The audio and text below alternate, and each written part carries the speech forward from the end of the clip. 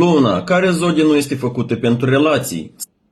Mr. Sigma, există o zodie care nu se supune regulilor inimii. Nu joacă după scenariul clasic, nu caută confort, nu promite eternitate. E semnul care se simte sufocat când relația devine rutină.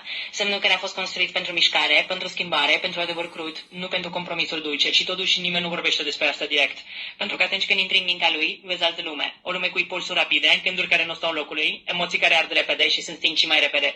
O lume în care libertatea este oxigen, iar dependența afectivă este o travă lentă. Nu fuge de iubire, fuge de limite. Nu respinge oamenii, respinge opresiunea de împărțineri. Îl vezi prezenta azi, departe mâine. Îți spune adevărul în două cuvinte, apoi dispare. Se întoarce doar când simte că nu mai e prins. E semnul care poate iubi profund, dar nu poate rămâne dacă nu-i oferi un univers deschis.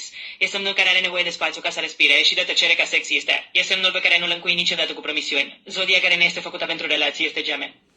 Dacă vrei să începi o schimbare reală în 2026 și să faci bani din social media, accesează programul meu Reset Sigma. Ai link în profil.